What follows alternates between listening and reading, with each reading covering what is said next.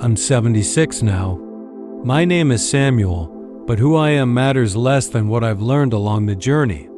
Aging teaches us many gentle truths, but none has been as quietly profound as realizing how softly and inevitably the ego fades.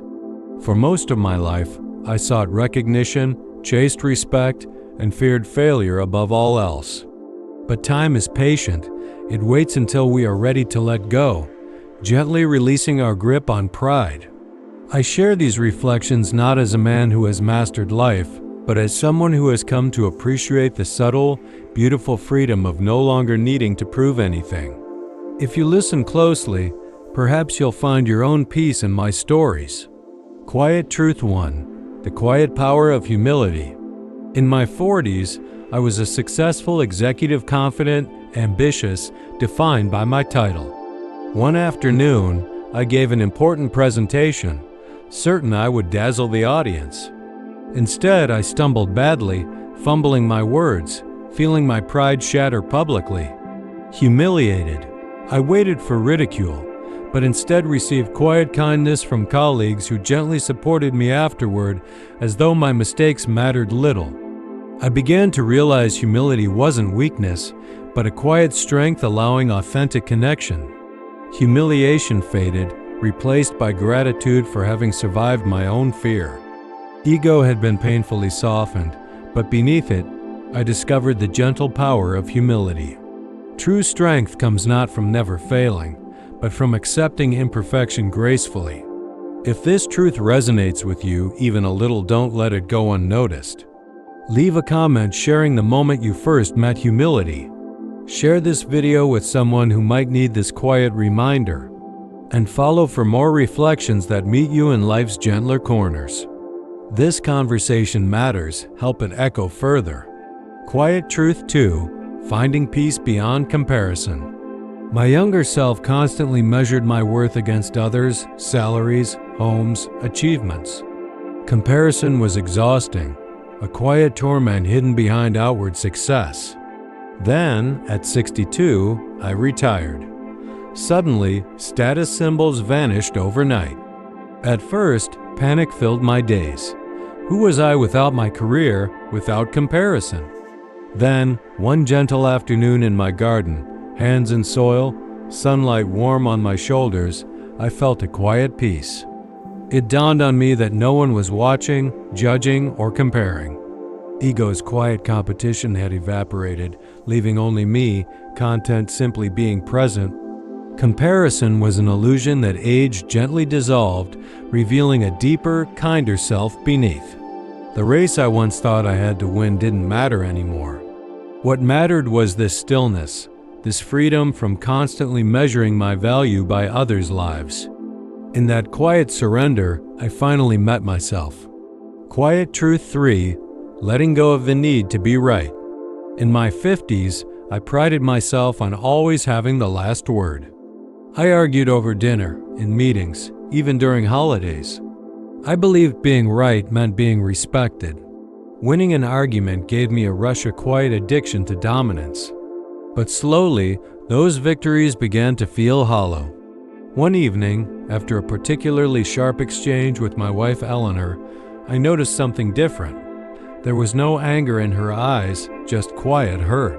That moment stayed with me, echoing in the silence of that night. In the weeks that followed, I paid closer attention to how often I interrupted others, how rarely I truly listened. I realized my need to be right wasn't about truth, it was about ego. I had confused control with connection, facts with understanding. So I began practicing restraint.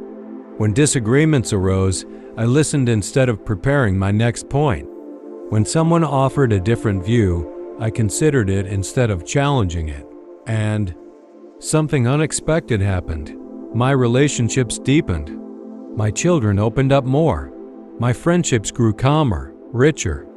Eleanor, bless her heart, began smiling more when we talked. I wasn't losing ground, I was gaining trust. Letting go of the need to be right allowed room for empathy, for real conversation. And with it came a quiet peace I'd never known. If you've ever found yourself clinging to the need to win, ask yourself, what are you really trying to protect? What would happen if you? If this reflection speaks to you, take a moment now, share your thoughts in the comments, hit like and subscribe for more quiet truths that just might change your path. You never know who else might need to hear this today. Quiet Truth 4: Accepting Vulnerability as Strength. At 69, a routine checkup turned into something more serious. Chest discomfort led to tests. Tests led to more tests. And soon, I found myself lying in a hospital bed, monitors beeping, tubes attached, stripped of my usual sense of control. I tried to hide my fear, offering smiles to the nurses, cracking weak jokes, pretending strength. But beneath the surface, I was terrified. For the first time in my life, I felt truly fragile. Then something happened. One night, a nurse simply sat beside me, saying nothing. She placed a warm hand on mine and stayed. No words, no explanations, just presence. In that moment, I let the mask slip. Tears came quiet, unexpected. But rather than shame, I felt relief. The act of being cared for without needing to be strong was strangely empowering. That night, I stopped pretending. I began asking for help. I allowed myself to be vulnerable, not just with nurses, but with my family, my friends. And instead of judgment, I received love, support, understanding. Aging has a way of humbling us. It gently dismantles the illusion of invincibility, inviting us to see that true strength isn't found in pretending we're uncheckable. It's found in our willingness to be open, even broken. Vulnerability isn't weakness. It's honesty. And in honesty, we allow others to meet us where we are, letting others. In allowing them to see our fears, our uncertainty, creates real connection. That connection doesn't weaken us. It grounds us. It reminds us we're not meant to carry everything alone. If you're feeling fragile, uncertain, or afraid, know that it's okay.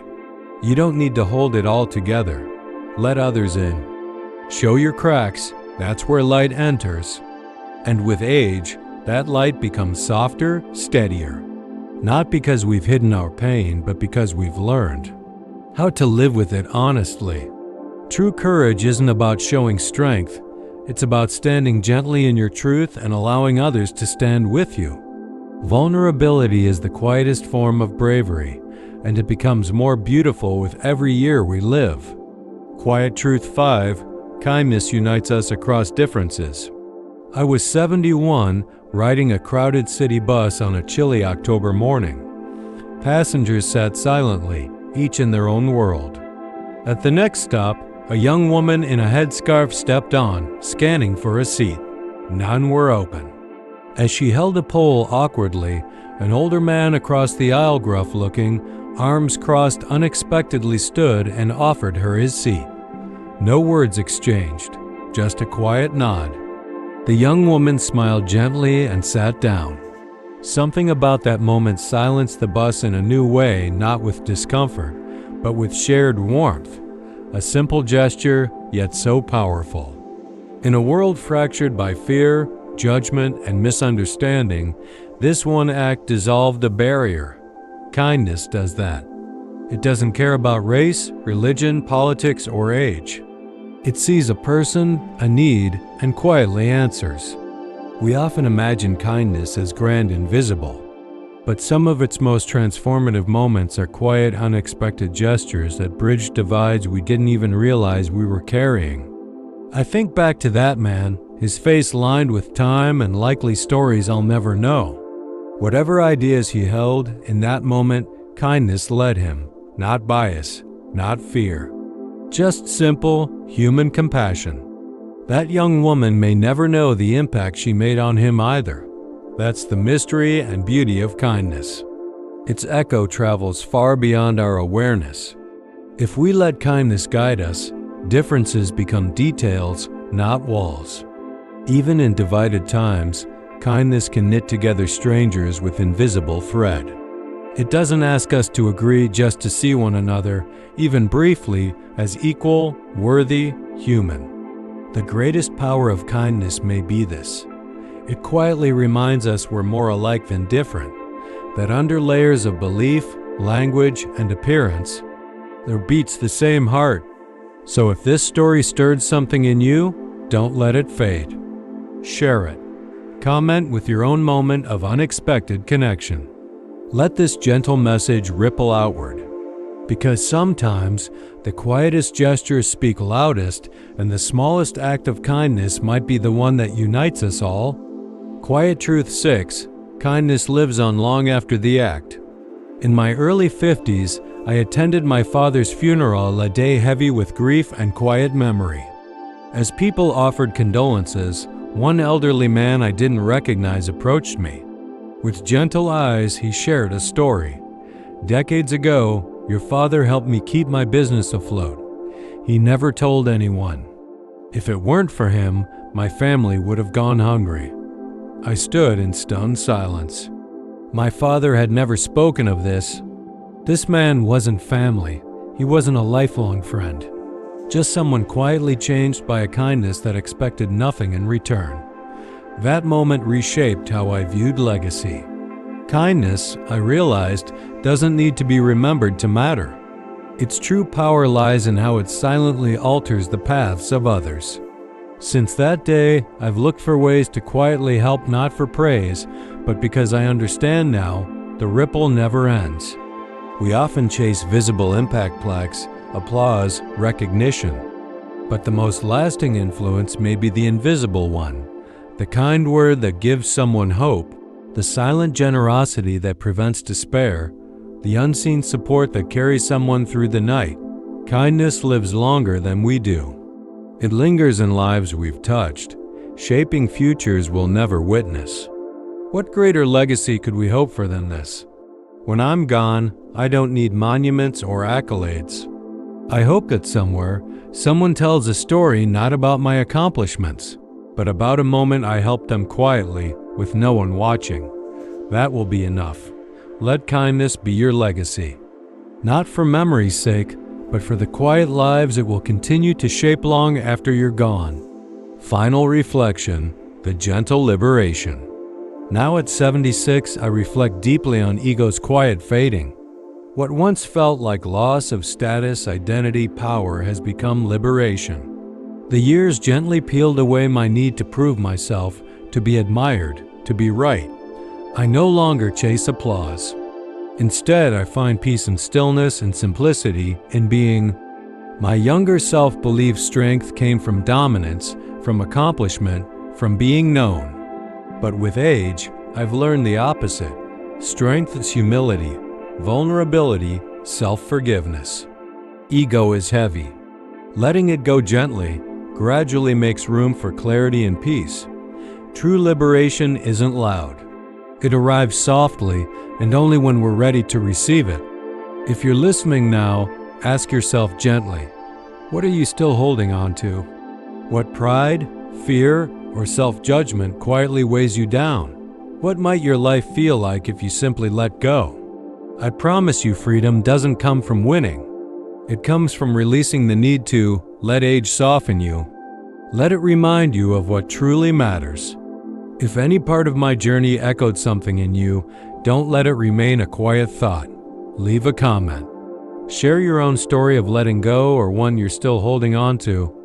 And if this message touched you, follow this channel. Share it with someone who needs this gentle reminder. You don't need to prove anything to be worthy. You already are. Let that truth be your freedom.